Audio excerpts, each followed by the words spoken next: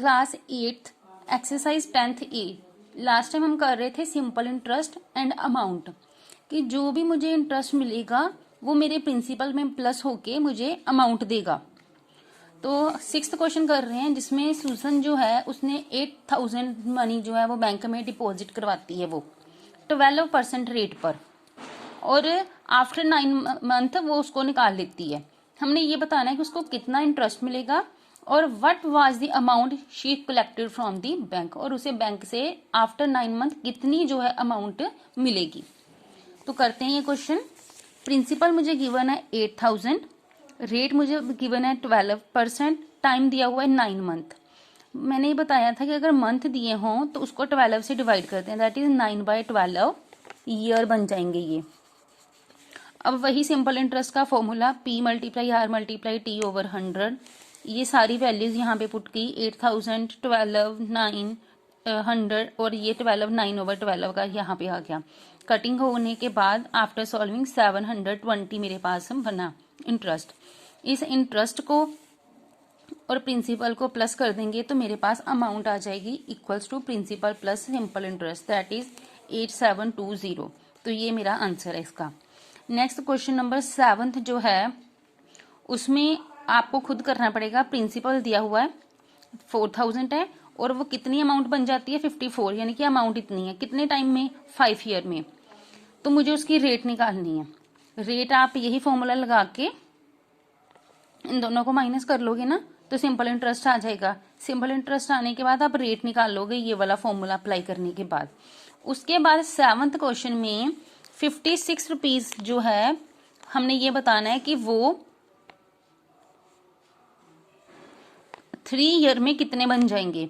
मतलब रेट जब निकल आएगी तो आपका नया क्वेश्चन बन जाएगा, उसमें ये आपका प्रिंसिपल हो जाएगा, ये आपका टाइम होगा और जो रेट यहाँ पे फाइंड करोगे वो रेट हो जाएगी। फिर इस पे S = P × R × T over 100 का फॉर्मूला लगाओगे और आप इसको सॉल्व कर लोगे। मतलब नेक्स्ट इसी क्वेश्चन का नेक्स्ट पार्ट आ जाएगा जिसमें रेट ये वाली यूज करनी है, नया प्रिंसिपल है, नया टाइम है और उसकी आपने बतानी है अमाउंट कितनी बनेगी। 7th क्वेश्चन में ही 2 पार्ट हैं। पहले तो आपको ये सारी वैल्यू यूज करके रेट निकालनी पड़ेगी, फिर उस रेट को यूज करके नया प्रिंसिपल और नया टाइम दिया है स्टेटमेंट में, उससे आपको नई अमाउंट निकालनी पड़ेगी। ठीक है, ये आप खुद कर रहे हो। नेक्स्ट 9th क्वेश्चन भी आपका होमवर्क है, ये आप खुद करोगे। 10th में से हमने बस इतने ही पार्ट करने हैं। नेक्स्ट मेरे पास है 10th C। 10th C exercise करने से पहले पेज नंबर 134 है आपकी बुक का, जिसमें आपको कंपाउंड इंटरेस्ट के बारे में दिया हुआ है।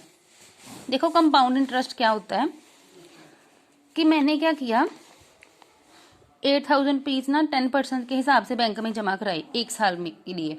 1 साल बाद उस पर ये इंटरेस्ट पड़ा और मेरी इतनी मनी बन गई।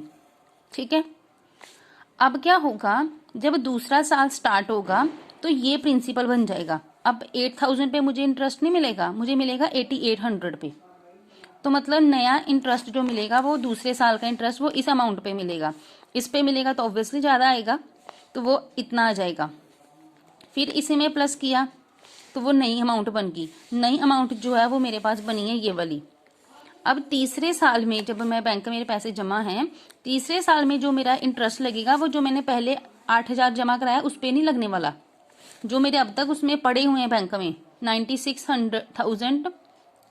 9680 उस पे लगेगा इंटरेस्ट, तो वो नया इंटरेस्ट ये लग जाएगा। तो ये मेरे पास कंपाउंड इंटरेस्ट होता है जो साल भर साल लगता रहे। जैसे मतलब पहले साल कितना इंटरेस्ट लगा उससे नई अमाउंट आ गई। अब ये थोड़ा ना कि दूसरे साल भी मेरा इसी अमाउंट पे इंटरेस्ट लगेगा।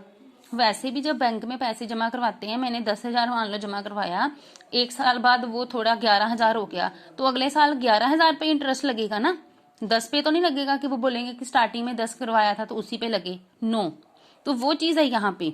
ठीक है, तो ये होता है कंपाउंड इंटरेस्ट। ठीक है, यहाँ पे दिया हुआ है when the interest is calculated on the successive amount as explained. जैसे हमने ऊपर बताया कि उस पे अमाउंट पे लगे इंटरेस्ट, तो इस टाइप ऑफ इंटरेस्ट को क्या बोलते हैं, कंपाउंड इंटरेस्ट। और इसको कैसे डिनोट करते हैं, CI से, CI। एक और चीज आपको याद रखनी पड़ेगी, जब बोला हो कंपाउंड एनुअली तो रेट मतलब R%, लेकिन जब बोला हो हाफ ईयरली या सेमी एनुअली, हाफ ईयरली मतलब 6 महीने, हाफ आधा साल तो R/2 हो जाती है रेट, और जब क्वार्टरली बोला हो तो R/4 हो जाती है रेट। ठीक है, ये आपने वैल्यूज जो है याद रखनी है कि जब अगर स्टेटमेंट में बोला हुआ है सेमी एनुअल के क्वार्टरली, उस हिसाब से रेट चेंज हो जाएगी। तो नेक्स्ट 10th C करेंगे, 10th B नहीं करेंगे। 10th C से पहले पेज नंबर 137 पे आपके पास फॉर्मूला है amount equals to P bracket 1 + R/100T।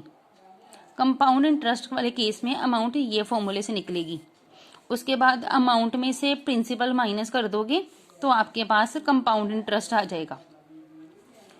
Compound interest कैसे आएगा, जितनी अमाउंट मिली उसमें से प्रिंसिपल को माइनस कर दो तो वो आपके पास कंपाउंड इंटरेस्ट आएगा, और अमाउंट का ये फॉर्मूला है। लेकिन अगर रेट मुझे सेमी एनुअली दी हुई है तो यहाँ पे टाइम 2T आ जाएगा, 2T अगर सेमी एनुअली या हाफ ईयरली बोला है तो, और रेट भी हाफ हो जाएगी, मतलब R/200 हो कर दो या फिर R/2 करके कर लो। ठीक है, लेकिन टाइम यहाँ पे 2T करेंगे। नेक्स्ट 10th C के देखो मैंने कौन से क्वेश्चन करवाने हैं आपको। होमवर्क देख लो आपका कौन कौन सा है 10th C का, सेकंड और थर्ड, उसके बाद 8th question, then 13 and 14th, second, third, 8th, 13 and 14। First question हम कर रहे हैं जिसमें मुझे कंपाउंड इंटरेस्ट फाइंड करना है। 20,000 मेरे पास प्रिंसिपल है, 15% रेट है और 3 साल का टाइम है। तो मैंने सारा कुछ लिख दिया। 10th C question number first, principal, rate, time. Amount का formula P bracket 1 + R/100 power T। Principal 20,000 bracket 1 + 15/100 power कितनी 3। अब ये एलसीएम जाएगा 100 होगा यहाँ पे, 100 + 15 115, ये चीज। ठीक है, 20,000 मल्टीप्लाई 115/100 मल्टीप्लाई 115/100 मल्टीप्लाई 115/100, 3 पावर थी ना, मतलब 3 बार लिखना पड़ेगा। कटिंग की, सभी 0 0 कट गए, फिर ये सारे मल्टीप्लाई हुए, आंसर आया ये। मतलब जब मैं बैंक में 20,000 रुपया जमा करवा रही हूँ, 3 साल बाद मुझे इतने पैसे मिलेंगे बैंक से। कितनी रेट पे, 15% रेट के हिसाब से। तो कंपाउंड इंटरेस्ट कितना बना मेरे पास, अमाउंट में से जो मैंने जमा करवाया था वो माइनस कर दो, अमाउंट में से प्रिंसिपल माइनस कर दो, तो 10,000 मेरे पास जो है अप्रोक्सीमेट इंटरेस्ट मिल जाएगा मुझे। लेकिन ये कंपाउंड इंटरेस्ट है।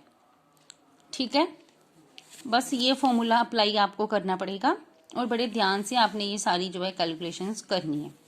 नेक्स्ट देखिए, एक हम सेमी एनुअल वाला कर लेते हैं, बाकी आप इनकी प्रैक्टिस सभी की खुद करोगे। अगर डिफिकल्टी आ रही है तो आप अपनी बुक से एग्जाम्पल्स देख सकते हो।